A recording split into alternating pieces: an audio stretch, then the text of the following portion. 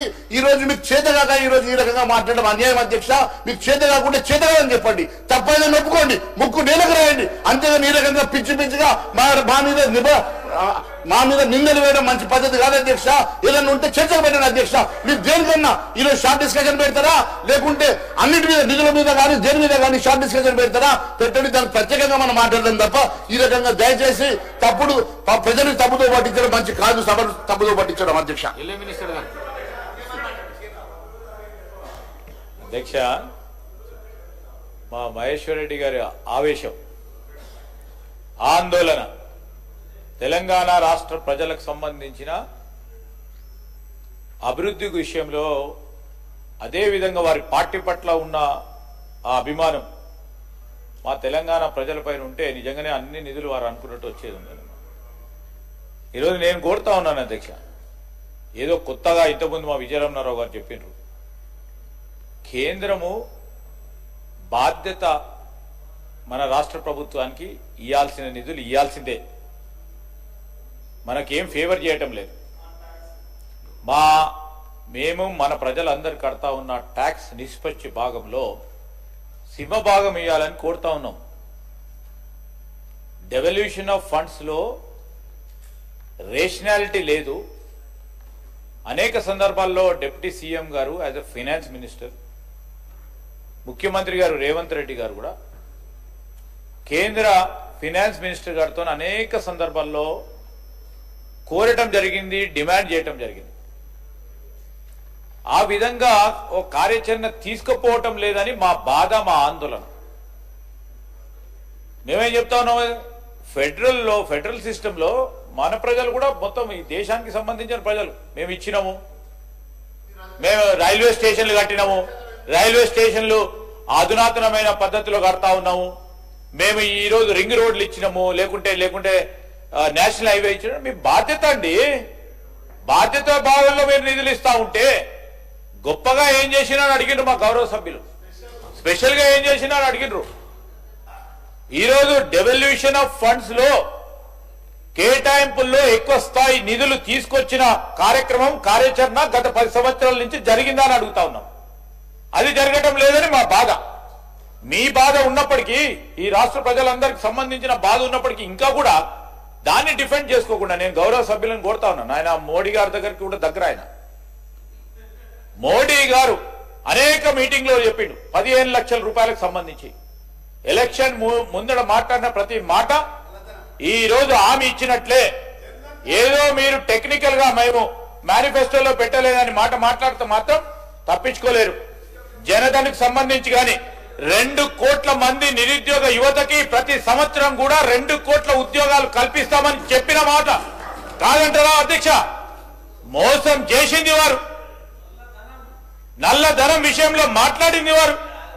ఈ రోజు తెలంగాణ రాష్ట్ర సమితికి సంబంధించిన ఆనాటి ప్రభుత్వం చేసిన పొరపాట్ల విషయంలో మేనిఫెస్టోలో పెట్టాం. మేము న్యాయపరంగా జ్యుడిషియల్ కమిషన్ వేస్తామని చెప్పాం. జ్యుడిషియల్ కమిషన్ హైకోర్టుకు జడ్జికి సంబంధించి రిటైర్డ్ హైకోర్టు జడ్జి వేసి జ్యుడిషియల్ కమిషన్ వచ్చిన రిపోర్ట్ తర్వాత యాక్షన్ తీసుకోబడుతుంది. స్పష్టంగా ఈ రోజు రాష్ట్ర ప్రజలకు ఇచ్చిన ప్రతి హామీని వెనుక బోము రాసి పెట్టుకోండి. మేము 16 నెలలు అయింది, కానీ మేము ఇచ్చిన ప్రతి హామీని ఒక్కటి తర్వాత ఒకటి రాష్ట్ర ఆర్థిక వ్యవస్థను గాడిలో పెడుతూ ఒక్కటి తర్వాత ఒకటి ప్రతి ఒక్క హామీని నిలబెట్టుకునే కార్యక్రమం, కార్యాచరణ ప్రజలందరి ఆశీస్సులతో ముందుకు తీసుకెళ్తా ఉన్నాం. నేను మహేశ్వర్ రెడ్డి గారిని కోరుతా ఉన్నా, మరొక్కసారి మేము వస్తాం మీతోనే, మాకు బేషిజాలు లేవు, మేము ప్రభుత్వంలో ఉన్నామని. మీరు తీసుకెళ్ళండి కేంద్ర ప్రభుత్వానికి సంబంధించిన ప్రధానమంత్రి గారి దగ్గర. ఇప్పటిదాకా బీజేపీ ఫ్లోర్ లీడర్ గౌరవనీయులు మహేశ్వర్ రెడ్డి గారు మాట్లాడుతూ బీఆర్ఎస్ పార్టీ నాయకులు చేసిన అవినీతిపై మీరు ఎందుకు ఎంక్వైరీ చేస్తలేరని మాట్లాడుతూ ఉన్నారు అధ్యక్ష. మేము వాళ్ళు చేసిన అవినీతిపై మేము కేసులు రిజిస్టర్ చేస్తే, మేము ఉదయం కేసు రిజిస్టర్ చేస్తే సాయంత్రానికి ఈడీ ఎంటర్ అవుతుంది అధ్యక్ష. ఈడీ ఎంటర్ అయ్యి ఇప్పుడు కేటీఆర్ గారు చేసిన ఈ ఫార్ములా రేస్ ఏదైతే ఉందో దాంట్లో మేము కేసు రిజిస్టర్ చేసే అధ్యక్ష. ఈవినింగ్ కల్లా కేసు ఈడీ వాళ్ళు ఎంటర్ అయ్యి ఈడీ వాళ్ళు కేసు రిజిస్టర్ చేసింది అధ్యక్ష.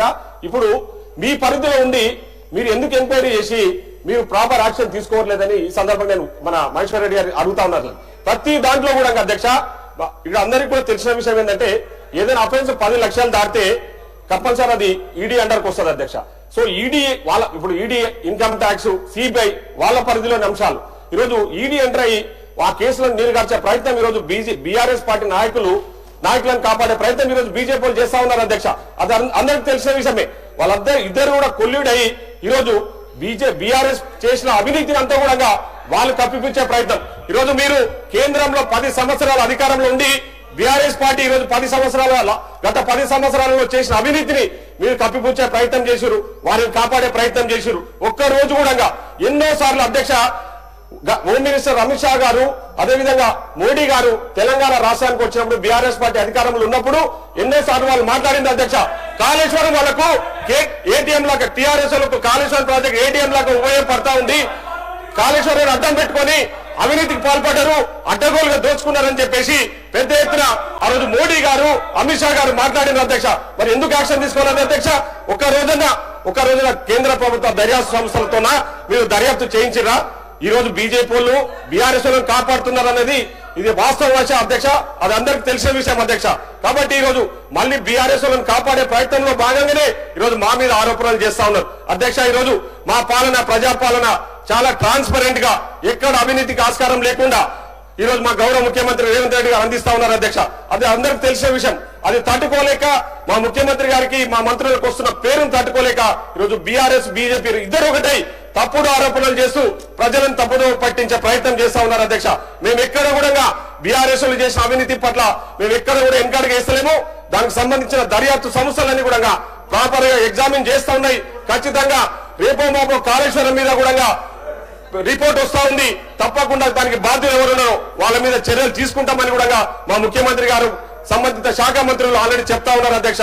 దాంట్లో ఎవరిని కూడా వదిలిపెట్టాం.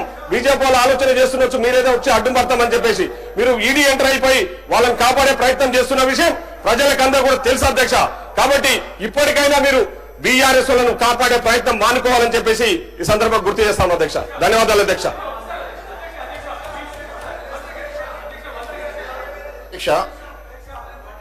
ఇప్పుడే గౌరవ మంత్రివర్యులు శ్రీధర్ బాబు గారు కానివ్వండి, రమణారావు గారు కానివ్వండి, లేకుంటే మిత్రుడు జిఎంఆర్ గారు కానివ్వండి, అనేకమైనటువంటి ఆరోపణలు సత్యదూరమైనటువంటి అంశాలను వారు తీసుకోవడం. మరి నేను ఒక విషయం తెలియజేస్తాను అధ్యక్ష. ఇప్పటి వరకు మేము అడిగినట్టుగా ఏ ఒక్క అంశం మీదన్నా సిబిఐ ఎంక్వైరీ కోసం ఈ ప్రభుత్వం సిఫార్సు చేసిందని అడుగుతా ఉన్నాను. ఎందుకంటే సిబిఐ ఎంక్వైరీ చేయాలంటే రాష్ట్ర ప్రభుత్వం ముందు దానికి రికమెండ్ చేయాలి సిబిఐని ఇన్వెస్టిగేషన్ కోసం. రెండో అంశం అధ్యక్ష, అదే రమణారావు గారు మాట్లాడుతూ మూసీ నది గురించి మాట్లాడుతున్నారు అధ్యక్ష. మూసీ ప్రక్షాళన కోసం గతంలో 50,000 కోట్ల రూపాయలతో చేస్తామని చెప్పి మరి ముఖ్యమంత్రి గారు చెప్పారు. తర్వాత జూపేల్ కృష్ణారావు గారు అది 71,000 కోట్ల రూపాయలు అవుతుంది మూసీ ప్రక్షాళనకు అని చెప్పి వారు ఒక స్టేట్మెంట్ ఇచ్చారు. దాని తర్వాత మొన్న కుత్బుల్లాపూర్ మండలంలో ఒక మీటింగ్ లో మరి ముఖ్యమంత్రి గారు 150,000 కోట్లు అయితే అన్నారు. అసలు 50,000 కోట్లు ఎక్కడ, 150,000 కోట్లు ఎక్కడ? అసలు మూసీ ప్రక్షాళనకు అసలు ఏ ప్రోగ్రామ్ ఉన్నది? దాని డిపిఆర్ ఏమన్నా తయారైందా? డిపిఆర్ ఏమన్నా తయారైపోతే దానికోసం స్పెసిఫిక్ గా ఏ రకంగా అంటే కేవలం గత ప్రభుత్వం ఒక కాళేశ్వరం చేసుకుంది, ఒక ఏటీఎం చేసుకుంది, మేము కూడా ఒక ప్రాజెక్ట్ చేసుకొని ఏదో ఒక రకంగా 150,000 కోట్ల రూపాయలతోటి మేము కూడా ఒక ఏటీఎం చేసుకోవాలా, మా ఆస్థాన గుత్తదారులకు మేము ఆ ప్రోగ్రామ్ తీసుకుని ఆస్థాన గుత్తదారులకు కాంట్రాక్ట్లు ఇవ్వాలా, జేబులు నింపుకోవాలనే ప్రయత్నం తప్ప ఈ మూసీ ప్రక్షాళన ఏంది అసలు? దాని మీద ఒక చర్చ పెడదామండి, అసెంబ్లీలో ఒక చర్చ పెట్టండి. దాని డిపిఆర్ ఉందా, డిపిఆర్ మీద మాట్లాడతాం. ఏ అంశం లేకుండా మీరు ఇష్టానుసారంగా మేము ఇక్కడ ఒక ప్రక్షాళన మూసి పెట్టినాము, కేంద్ర ప్రభుత్వం డబ్బులు ఇవ్వాలంటే ఎట్లయితే అధ్యక్ష? రెండో ముఖ్యమైన అంశం అధ్యక్ష, మూసీకి సంబంధించి వేరే దేశాల్లో కూడా సౌత్ కొరియాతో సహా దగ్గర పరిశీలించడానికి కూడా పోయినటువంటి వాళ్ళంగా నేను మూసీకి సంబంధించి మీరు చర్చ చేస్తామంటే తప్పకుండా చేద్దాం. మీరు ఎట్లయితే గుజరాత్లో సబర్మతి చేసుకున్నారో లేదా వివిధ గంగాకు సంబంధించి మీరు చెప్పినారో తెలంగాణలో జరిగేటువంటి మూసీ పునరుజ్జీవానికి కూడా కేంద్రం నుంచి నిధులు తెస్తాం, చర్చ చేద్దామని చెప్పండి. తప్పకుండా దాని మీద చర్చ చేద్దాం, నిధులు ఇవ్వండి. మూసీ పునరుజ్జీవానికి సంబంధించి హైదరాబాద్ జంట నగరాల లోపల ఒక ప్రాజెక్టు తోటి ఈ ప్రాంతానికి అంతా అభివృద్ధి కావడానికి అవకాశం ఉంటుంది తప్ప అందులో ముందే గాంధీ గారి పేరు మీద ఇప్పుడు ఎక్కడైతే బాబుఘాట్ ఉందో ఈసా మూసీ 2 నదులను కలిపి తీసుకొచ్చి అక్కడ కలుస్తుంది. ఆ 16 కిలోమీటర్ల సంబంధించి ఫేజ్ 1 కింద తీసుకునే కార్యక్రమానికి సంబంధించి ఎక్కడ కూడా రిహాబిలిటేషన్ ఇష్యూస్ ఎక్కడ రావు. దానికి సంబంధించి ఎందుకంటే హైదరాబాద్ ఇన్ఛార్జ్ మంత్రిగా దీనికి సంబంధించి గతంలో సౌత్ కొరియా పోయినటువంటి వ్యక్తిగా నేను ఈ ప్రాజెక్టుకు సంబంధించి ఎక్కడైతే కొన్ని రాష్ట్రాలకు మాత్రం ఇటువంటి అవకాశం ఉంది, కొన్ని దేశాలకు మాత్రమే నగరాల మధ్య నుంచి నదులు ప్రవహించి లేకపోతే ఇటువంటి కాలువల ద్వారా ఉండేటువంటి అవకాశం నేచురల్ వచ్చినటువంటి అవకాశం ఉంది. సో ఈ అవకాశాన్ని మనం నగరాన్ని ఆ మురికి కూపంగా మారిపోయినటువంటి దాన్ని కొంత పునరుజ్జీవం చేసి అక్కడ వాళ్ళందరూ రిహాబిలిటేషన్ చేయాలని ఆలోచనతో చేసినాం. పిల్లి కాలువ గుడిసెలు ఉంటాయి సార్ అధ్యక్ష, మలక్పేట నియోజకవర్గంలో గౌరవ శాసనసభ్యులు బలాల గారు లేరు, ఆ నియోజకవర్గంలో 300 చిల్లర ఇళ్లకు రిహాబిలిటేషన్ కింద డబుల్ బెడ్రూమ్ ఇచ్చి 2 లక్షల రూపాయలు వాళ్ళు ఉపాధి అవకాశాల కొరకు ఇచ్చి వాళ్ళ పిల్లల ఎడ్యుకేషన్కి ఇచ్చి షిఫ్టింగ్ ఛార్జెస్ 25,000 రూపాయలు ఇచ్చి రకరకాలుగా అడ్జస్ట్ చేస్తారు. మీరు తప్పకుండా మూసీ మీద చర్చ చేద్దామని మా ప్రభుత్వం వెనుకకు పోయే ప్రశ్నే లేదు. మేము ఒక అసలు